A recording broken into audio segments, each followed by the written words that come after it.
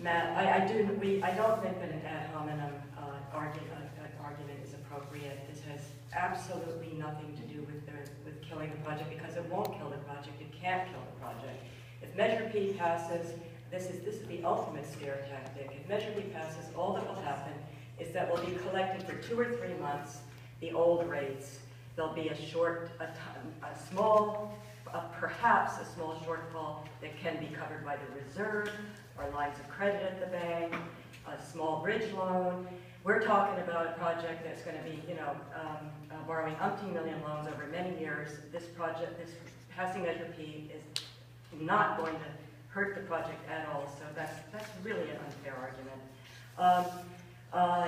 Matt claimed that only 2% difference or something. I don't know.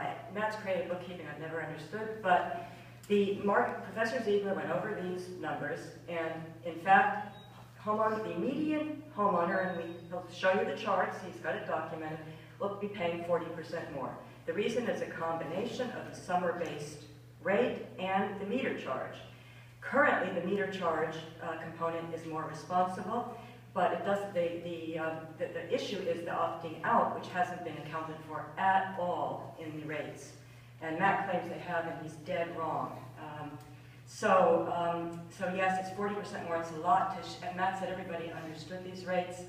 To tell you just how untrue that is, this afternoon, for a short period, there was a letter posted online at the Enterprise by one of our leading water experts, whose name is always invoked, someone who supports the project, and he was writing in favor and for no on Measure P, and he said his rates were going to be fair because by 2018 he'd only be paying about $50-some a month, and that's totally fair.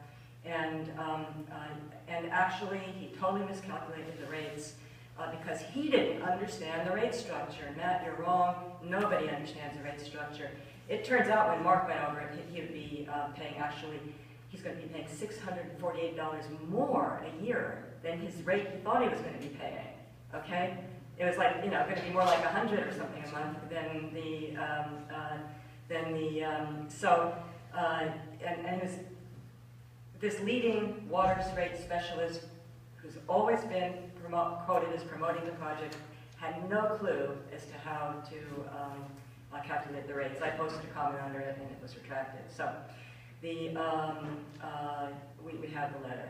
So the process is irrelevant. It's the results that count. I think that there's been a ton of misinformation. The most important is the damages. If they rely on 2 assumptions, that the project will fall through, which it won't, and that we will lose low-interest loans. In fact, we've probably already lost our low-interest state loans because the council unwisely chose to go with privatized operations.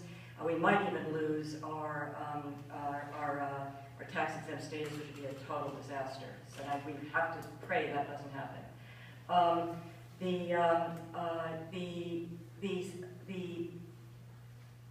The project cost decreases have been exaggerated. Their unfunded liabilities weren't accounted for. They didn't account for $35 million they're posting $35 million in internal improvements that are necessary. Huge difference.